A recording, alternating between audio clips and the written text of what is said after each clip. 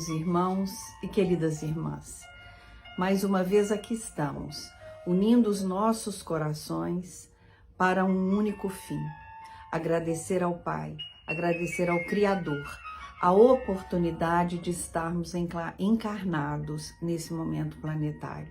A Evangelho Terapia, ela é um encontro que dura em média 10 minutos, aonde nós exercitamos esse encontro, aonde nós exercitamos a busca pelo aclaramento, pelo acolhimento, através dos ensinamentos do nosso Mestre Jesus, usando então o Evangelho segundo o Espiritismo como nossa bússola. Então vamos unir os nossos corações, que nesse momento nós possamos bendizer essa existência que estamos tendo, que é um caminho para a nossa evolução espiritual, que possamos agradecer ao Criador, agradecer ao nosso Pai, que é só amor e misericórdia, porque hoje já compreendemos, nós que acreditamos na doutrina dos Espíritos, que todas as dificuldades que nos visitam não são dificuldades punitivas, não são castigos, mas são oportunidades, são caminhos que o Mestre Jesus nos ensina a trilhar para que o nosso espírito possa evoluir. E muitas vezes esses caminhos, eles são mais dolorosos, são caminhos mais difíceis de serem percorridos, porque é na dificuldade que eu posso expressar o que eu aprendi, é na dificuldade, são nos momentos de menos contentamento que eu posso me deparar com a minha essência. Porque na euforia, normalmente, eu não faço contato com o meu lado sombrio, com o meu lado mais difícil. Então, Pai querido, muito obrigada pela oportunidade bendita dessa existência. Muito obrigado àqueles que deram seus corpos físicos e também emocionais para me acolher. E muito obrigada a essa casa de amor, que hoje, depois de festejar 58 anos de trabalho nas terras de Barra Mansa, vem nos oportunizando, nos tornarmos melhores. Porque a casa espírita é uma escola para o meu espírito. A casa espírita é uma oficina para que o meu espírito e também o meu corpo físico possam aprimorar aquilo que verdadeiramente tem valor e deveria ter lugar na minha vida. Então, muito obrigada, Pai de amor e de misericórdia. Muito obrigada à Casa de Zico Horta, por tudo e tanto que tem me oportunizado viver, para que o meu espírito evolua, para que eu possa caminhar, ainda que a passos curtos e lentos, em direção à luz. Então, mais uma vez, usando a nossa bússola, usando aquilo que nos orienta, vamos abrir, aparentemente de forma aleatória, o Evangelho, para nele buscar os ensinamentos de que necessitamos.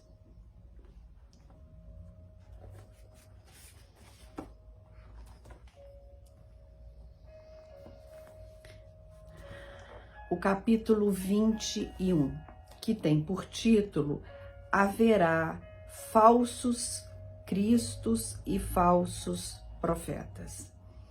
E aí eu estou aqui no item 8, que é a parte da instruções, dos Espíritos. Então, as instruções dos Espíritos são mensagens que foram recebidas em várias reuniões, né, de vários pontos, e aqui selecionadas pelo codificador Allan Kardec. Essa primeira mensagem do item 8 é de Luís e data de 1861. Vamos ver o que diz essa mensagem. Se vos disserem, aspas, o Cristo está aqui, fecha aspas, não vades. Ao contrário, mantende-vos em guarda, porque os falsos profetas são numerosos. Não vedes que as folhas da figueira começam a branquear, Não vedes os seus múltiplos rebentos, aguardando a época da floração, e não vos disse o Cristo, aspas, conhece-se a árvore pelo seu fruto, fecha aspas. Se, pois, os frutos são amargos, julgais que a árvore é má. Se, porém, são doces e salutares, direis, aspas, nada que seja puro pode provir de fonte má, fecha aspas. É assim, meus irmãos, que deveis julgar. São as obras que deveis examinar. Se os que se dizem investidos de poder divino se fazem acompanhar de todas as marcas de semelhante missão, isto é, se possuem no mais alto grau as virtudes cristãs e eternas, a caridade, o amor, a indulgência, a bondade que concilia todos os corações, se em apoio das palavras acrescentam os atos, podereis então dizer, aspas, estes são realmente os enviados de Deus, fecha aspas. Ainda continua a mensagem. E eu sugiro que então vocês procurem no capítulo 21, haverá falsos cristos e falsos profetas nas instruções dos Espíritos e termine de ler essa mensagem linda do Espírito Luiz. Então, o que a doutrina dos Espíritos vem nos fazer? Ela vem nos aclarar aquilo que o Mestre disse, como aqui foi citado. Então ele disse que haveriam falsos cristos e falsos profetas, né? E lembrando também que foi o nosso Mestre que disse, conhece-se a árvore pelo fruto que ela dá. Então, o bom fruto são as minhas ações, são as minhas atitudes.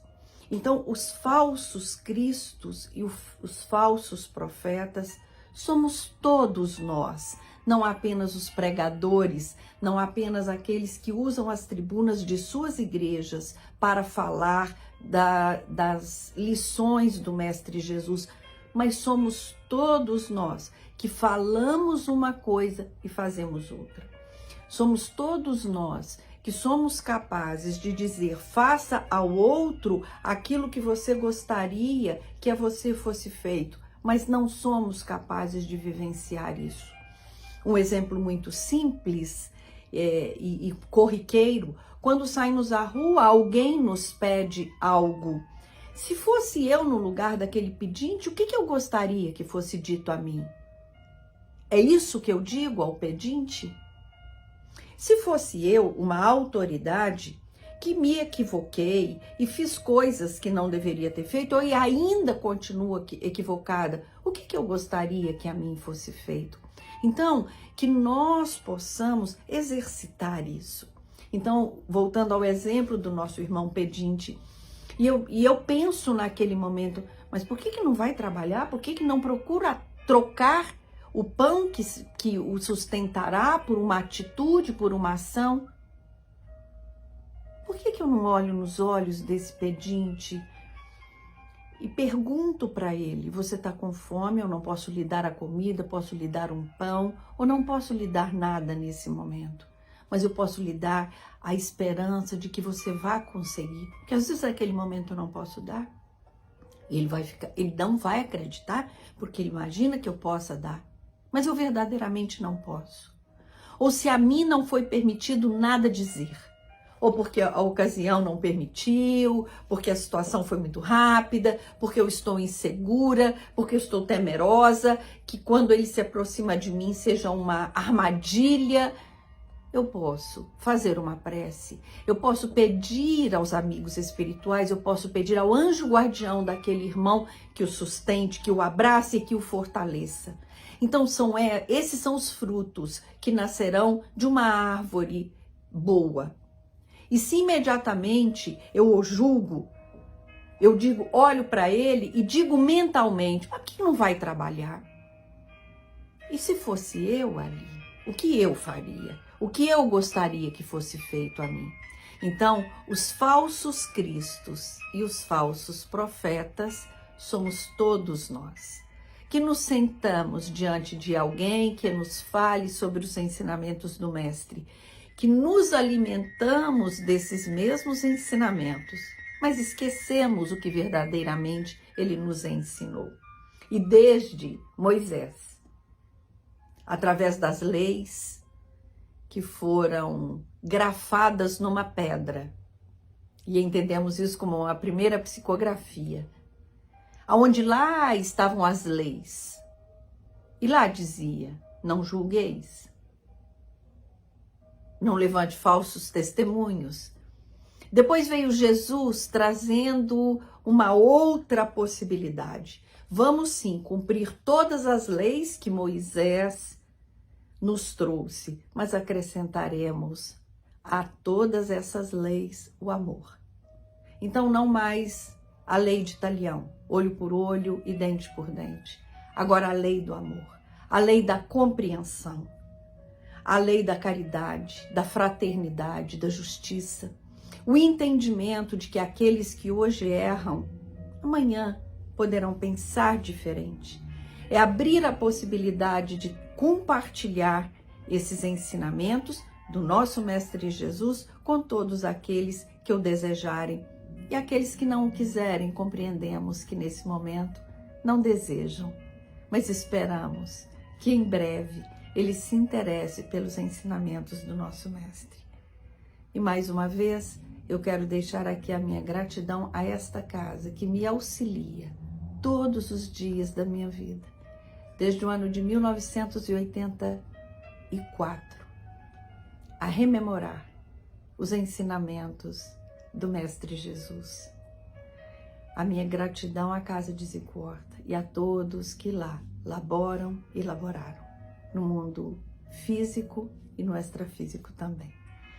Que a nossa semana seja de paz, seja de luz e de muita vontade de sermos árvores saudáveis que produzirão frutos saudáveis, que aí espalharão sementes de amor, de compreensão, de perdão, de acolhimento, a cada brisa que sobre nós soprar. Muito obrigada mais uma vez, Zicorta, e graças a Deus.